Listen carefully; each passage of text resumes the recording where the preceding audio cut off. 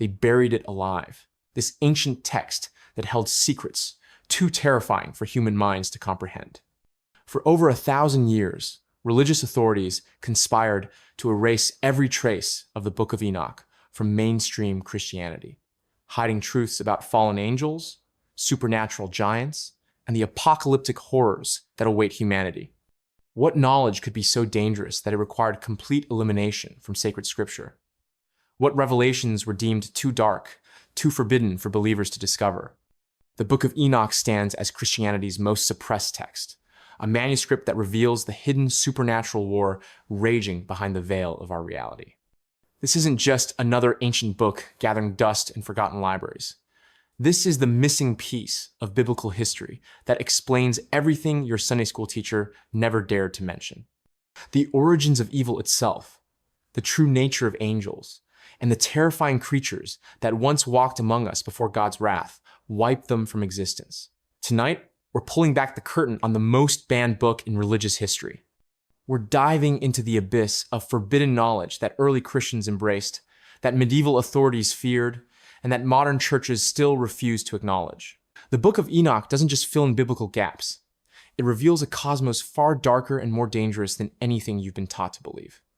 Prepare yourself for revelations that will forever change how you see the supernatural realm, because once you understand what they tried to hide, there's no going back to comfortable ignorance. Chapter 1. The Vanishing. In the beginning, there was a man who never died. Enoch, the seventh generation from Adam, lived 365 years before something unprecedented happened. The Hebrew Bible records his fate in the most chilling understatement ever written. Enoch walked with God, then he was no more, because God took him. Just like that. No explanation, no details, no clarification about what God took him actually means. Most biblical figures get elaborate death scenes, detailed genealogies, or at least a proper burial. But Enoch, he simply vanished from existence, leaving behind only questions that would haunt religious minds for millennia. But here's where the story becomes truly sinister. Early Jews and Christians weren't satisfied with this cryptic biblical snippet. They demanded answers. They craved the backstory. And what they discovered, or claimed to discover, was so disturbing that it would eventually be banned from mainstream Christianity altogether. The Book of Enoch emerged from this hunger for forbidden knowledge. Unlike other apocryphal texts that remained obscure curiosities, Enoch exploded across the ancient world like wildfire. Early Christians didn't just read it, they revered it. They quoted it in their own sacred writings. The New Testament book of Jude directly references Enochian prophecy, treating it as authentic divine revelation. For centuries, this text enjoyed unprecedented popularity among believers. Church fathers defended its authenticity. Christian communities studied its visions alongside canonical scripture. Entire theological concepts that would later become central to Christianity first appeared in Enoch's pages. The ideas of hell, the Messiah, final judgment, and angelic hierarchies all trace their origins back to this forbidden manuscript. So what happened? How does a book go from being considered sacred scripture to being completely erased from Christian consciousness? The answer lies in what Enoch actually revealed about the supernatural realm. As church authorities gained more institutional power, they began to recognize that Enoch's visions were too dangerous for mass consumption. The text didn't just describe angels and demons in abstract theological terms. It provided explicit details about fallen angels living among humans, teaching forbidden arts, and producing hybrid offspring that threatened God's creation itself. These weren't comfortable Sunday sermon topics. These were nightmare-fueled revelations about supernatural entities that could seduce, corrupt, and destroy humanity from within. Church leaders realized that Enoch's detailed descriptions of angelic rebellion and supernatural warfare could inspire dangerous beliefs, mystical practices, and theological questions that challenged their authority. The suppression began gradually. First, church fathers started questioning Enoch's authenticity. Then, they actively discouraged its study.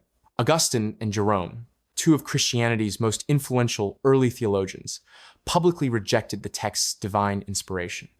By the 7th and 8th centuries, Enoch had been systematically purged from Christian libraries across Europe and the Mediterranean. But you can't completely destroy truth, especially truth this powerful. While Western Christianity buried Enoch's secrets, one isolated Christian community refused to let go. The Ethiopian Orthodox Church preserved every word, every vision, every terrifying revelation that other Christians had deemed too dangerous to survive. For over a millennium, Enoch existed only in Ethiopian manuscripts, written in the ancient Ge'ez language, hidden away in mountain monasteries, while the rest of the Christian world forgot it ever existed. The text that had once shaped the very foundations of Christian theology became a ghost, a whispered legend among scholars who wondered what secrets lay buried in those forbidden pages. The modern rediscovery of Enoch reads like a supernatural thriller itself. When European explorers finally encountered Ethiopian Christianity in the 18th and 19th centuries, they couldn't believe what they found. Here was a complete manuscript tradition of texts that had vanished from Western consciousness for over 1,000 years. But the real shock came with the discovery of the Dead Sea Scrolls in the 20th century. Among those ancient manuscripts hidden in desert caves, archaeologists found fragments of Enoch written in its original Aramaic language. This wasn't just Ethiopian preservation of a late text. This was proof that Enoch had been circulating among Jewish communities at the time of Christ himself. The implications were staggering. A book that had been dismissed as a late medieval fabrication was suddenly revealed to be older than many canonical biblical texts. The forbidden knowledge that church authorities had tried to erase wasn't just ancient folklore. It was authentic first-century Jewish apocalyptic literature that had directly influenced the development of Christianity itself. Chapter 2, Forbidden Angels. The true horror of Enoch begins with a passage so brief and cryptic that most Bible readers skip right over it. Genesis chapter 6 describes something that shouldn't be possible: divine beings descending from heaven to have sexual relations with human women. The text calls these entities sons of God, and says their offspring were called Nephilim, described only as mighty men of old, warriors of renown. That's it. 4 verses. No explanation of who these divine beings were, why they rebelled against heaven, or what happened to their monstrous children. Just enough information to plant the seed of absolute terror in anyone brave enough to imagine the implications. Enoch took that seed and grew it into a garden of horrors. According to Enochian revelation, these sons of God weren't abstract divine concepts. They were a specific group of angels called the Watchers, originally commissioned by God to observe and protect humanity. But observation turned to obsession, protection became predation, and divine beings fell into the darkest corruption imaginable. The leader of this angelic rebellion was Shemihaza, whose very name whispers of the pride that destroys heaven itself. Under his command, 200 watchers bound themselves with unholy oaths, swearing to commit the ultimate transgression against the divine order. They would abandon their celestial nature, take physical form, and force themselves upon the daughters of men. But their crime went far beyond mere sexual violation. These fallen angels brought with them knowledge that was never meant for human minds. Azazel taught humanity the arts of war, forging weapons of bronze and iron that turned human conflict into mechanized slaughter. Shemihaza revealed the secrets of sorcery and enchantment, corrupting human souls with supernatural manipulation. Other watchers taught astronomy and astrology, giving humans the power to read the movements of heaven itself. They revealed the properties of roots and plants for magical purposes, the making of cosmetics and ornaments that fed human vanity. And most terrifyingly, they taught the signs of the earth and the signs of the sun and moon, giving humanity the ability to predict and manipulate natural forces. This wasn't education, it was contamination. Every lesson these fallen angels taught was a poison injected into human civilization, transforming innocent creatures made in God's image into something twisted and unrecognizable. But the real nightmare was still coming. The unions between watchers and human women produced offspring that defied every natural law. The Nephilim weren't just large humans. They were giants of supernatural proportions, beings that inherited both angelic power and human corruption. Enoch describes them as 3,000 cubits tall, creatures whose appetites could never be satisfied by normal food or normal destruction. Chapter 7 contains some of the most chilling passages in ancient literature. These giants began to kill men and devour them, and then kill all the beasts and drink their blood. They consumed everything: crops, livestock, wild animals, and finally, human beings themselves. The earth became a slaughterhouse, as these hybrid monsters turned creation into their personal feeding ground. The corruption spread like a supernatural plague. Humans learned the forbidden arts taught by the Watchers and began practicing sorcery, astrology, and other occult sciences. Violence escalated beyond anything the world had ever seen, as weapons of war multiplied across every tribe and nation. The very fabric of creation began unraveling under the weight of angelic rebellion and its monstrous consequences. The Watchers had succeeded in their ultimate goal: the complete corruption of God's perfect creation. Humanity was no longer recognizably human. The earth was no longer the paradise God had intended. Everything had become polluted, twisted, saturated with evil that originated not from human choice, but from supernatural rebellion. As the giants multiplied and their hunger grew ever more insatiable, as the Watchers continued teaching forbidden knowledge to anyone willing to learn, as violence and corruption reached levels that made the earth itself cry out in anguish, heaven finally took notice of the horror unfolding below. God's response would make the giants' reign of terror look like child's play. The stage was set for divine judgment so complete, so devastating, that it would require washing the entire world clean with flood waters. But before the deluge came, there would be individual reckonings for every fallen angel who had participated in this cosmic rebellion. The Watchers had taught humanity the arts of destruction. Now, they were about to learn what destruction looked like when unleashed by an angry God. Chapter 3: The Apocalypse Unleashed. When the creator of the universe finally turned his attention to the supernatural catastrophe unfolding on Earth, his response was swift, merciless, and absolutely terrifying. The cries of innocent blood had reached heaven, and the time for divine patience had ended forever.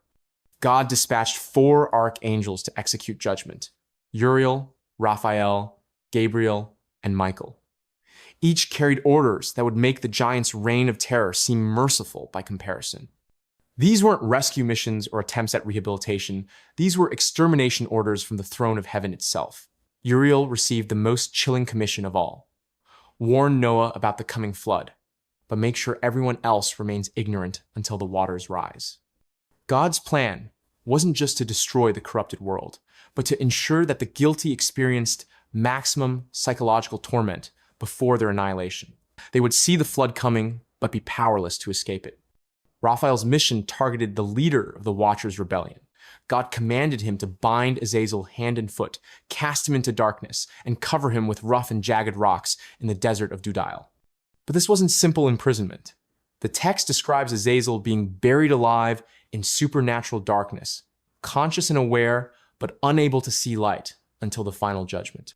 Imagine the psychological torture of eternal solitary confinement in absolute blackness, knowing that your eventual fate will be even worse. Gabriel received perhaps the most brutal orders in the entire text. God commanded him to proceed against the giants, the bastards, the half-breeds, the sons of miscegenation, and destroy them by turning them against each other. The divine strategy wasn't quick annihilation, but forced fratricide. These supernatural beings would tear each other apart in violent civil war before finally being wiped from existence entirely. But Michael's commission revealed the full scope of divine wrath. He was ordered to bind Shemihaza and his associates, force them to watch their children destroy each other, then cast them under the hills of the earth, where they would remain imprisoned for 70 generations before being dragged to the fiery abyss for eternal torment. The executions began immediately. The Nephilim, those 3,000 cubit giants who had terrorized humanity, suddenly found their supernatural unity shattered. Brothers turned against brothers in apocalyptic warfare. These beings who had casually slaughtered humans and devoured beasts now experienced terror themselves as they watched their own kind become increasingly savage and unpredictable. The wars between giants made their previous atrocities look restrained. Supernatural strength combined with desperate fury created battles that scarred the earth itself. Mountains cracked under the impact of their combat. Rivers ran red with giant blood. The very ground trembled as these hybrid monsters fought with a violence that defied human comprehension. Meanwhile, the Watchers found themselves powerless to help their offspring or escape their own approaching doom. Bound by archangelic power, they could only watch as their children destroyed each other and their human lovers died in the escalating chaos. The beings who had once commanded supernatural authority now experienced absolute helplessness. During this cosmic judgment, God chose Enoch as his messenger to the condemned Watchers. In one of the text's most haunting scenes, Enoch approaches the imprisoned angels to deliver God's final verdict. Their pleas for mercy are met with divine rejection so complete that it chills the soul. There would be no forgiveness, no second chances, no hope of redemption. But Enoch's role wasn't limited to delivering divine condemnation. God also granted him visions of the ultimate fate, awaiting all rebellious supernatural beings. In chapter 21, Enoch beholds a place of cosmic horror, a narrow chasm extending into an abyss where great fires burn eternally. This isn't metaphorical punishment, it's literal supernatural torture designed to last forever. The text describes this prison in terms that make modern horror fiction seem tame. Fallen angels are confined in spaces barely wide enough to contain them, surrounded by fires that burn but never consume, experiencing pain that never diminishes over countless eons. They remain conscious throughout their torment, fully aware of their eternal fate, while being powerless to change or escape it. As the Nephilim civil wars reached their crescendo, and the last giants fell to their brothers' supernatural violence, the stage was set for the flood that would cleanse the earth of every remaining trace of angelic corruption. But even after the waters receded and humanity began again, the Watchers remained imprisoned beneath the earth, their presence a constant reminder that supernatural evil still lurked in the hidden places of creation. The apocalypse had come and gone, but the war between heaven and hell was far from over. Chapter 4. The Hidden Legacy. The floodwaters receded, humanity rebuilt, and the world moved forward as if the age of giants had never existed. But the forbidden knowledge unleashed by the Watchers had planted seeds too deep to drown. The Book of Enoch had documented not just ancient history, but the blueprint for humanity's supernatural future. Every major concept that would later define Christianity first appeared in Enoch's forbidden pages. The idea of hell as a place of eternal torment, Enoch described it in terrifying detail centuries before Christ. The concept of a coming Messiah who would judge the world, Enoch called him the Son of Man and revealed his cosmic authority long before the Gospels were written. The notion of resurrection, final judgment, and the complete transformation of creation itself all emerged from Enochian visions. Early Christians didn't develop these ideas independently. They inherited them from a text that mainstream Christianity would later desperately try to forget. For the first 4 centuries of Christian history, Enoch remained wildly popular among believers. Church fathers like Justin Martyr and Irenaeus quoted it as authentic scripture. Tertullian defended its divine authority against critics. The Epistle of Barnabas referred to Enoch as sacred text, on par with Moses and the prophets. But as Christianity gained political power and institutional authority, Enoch's dangerous revelations became increasingly problematic. The text's detailed descriptions of angelic rebellion, supernatural warfare, and cosmic conspiracy theories didn't align with the sanitized, controllable version of Christianity that church hierarchies wanted to promote. The suppression campaign began in the 4th century when influential theologians like Augustine and Jerome publicly rejected Enoch's authenticity. They claimed the text was too fantastical, too focused on supernatural horror, too likely to lead believers into dangerous theological speculation. What they really feared was losing control over Christian doctrine and practice. By the 7th and 8th centuries, Enoch had been systematically erased from Christian libraries across Europe, North Africa, and the Middle East. Manuscripts were destroyed, translations were forbidden, and anyone caught teaching Enochian theology faced serious ecclesiastical consequences. The most successful censorship campaign in religious history had wiped an entire book from Christian consciousness. But supernatural truth has a way of surviving even the most determined efforts at suppression. While Western Christianity buried Enoch's secrets, the Ethiopian Orthodox Church refused to participate in the cover-up. Ethiopian Christians preserved every word of Enoch's visions, copying and recopying the text in their ancient Ge'ez language for over 1,000 years. They didn't just maintain Enoch as historical curiosity, they included it in their biblical canon alongside Genesis, Exodus, and the Gospels. Ethiopian Christianity developed a theological tradition that embraced rather than feared Enochian revelations. They understood that the supernatural realm was far more complex and dangerous than other Christians were willing to acknowledge. They preserved knowledge about fallen angels, cosmic warfare, and divine judgment that the rest of Christianity had decided was too terrifying for believers to handle. Meanwhile, Islamic traditions also preserved elements of Enochian theology through the figure of Idris, who was raised to a sublime station and encountered by Muhammad during his night journey through the seven heavens. Jewish mystical traditions like Kabbalah continued developing Enochian themes, describing Enoch's transformation into the angel Metatron and his role as heavenly scribe. The modern rediscovery of Enoch reads like divine irony. Just as Western scholarship was developing tools to study ancient texts scientifically, archaeologists began uncovering manuscript evidence that validated everything Ethiopian Christians had preserved.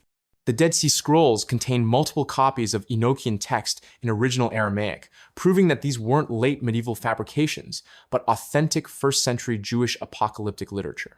Suddenly, scholars realized that ideas central to Christianity, concepts they had assumed developed within Christian communities, actually originated in a text that had been banned from Christian study for over a millennium. The theological foundations of their faith rested on forbidden knowledge that church authorities had tried to erase from history. Today, most Christians remain completely unaware that their beliefs about hell, angels, the Messiah, and final judgment originated in a book their own church hierarchies considered too dangerous to preserve. They practice a religion shaped by Enochian theology while being kept ignorant of Enochian revelation. The Book of Enoch stands as proof that religious authorities will suppress even the most sacred truths when those truths threaten institutional control. They would rather keep believers ignorant than risk them discovering that the supernatural realm is far stranger, more dangerous, and more complex than comfortable church doctrine allows. The greatest irony? The very concepts that church authorities tried to hide by banning Enoch became the central pillars of the Christianity they were trying to protect. They banned the source while embracing its influence, creating a religion built on foundations they refused to acknowledge. The forbidden knowledge lives on, hidden in plain sight, waiting for those brave enough to dig beneath the sanitized surface of modern religious teaching. The Book of Enoch remains what it has always been, a testament to the reality that some truths are considered too dangerous for human minds to fully comprehend. But now you know the secret they tried to bury. The question is, what will you do with this forbidden knowledge?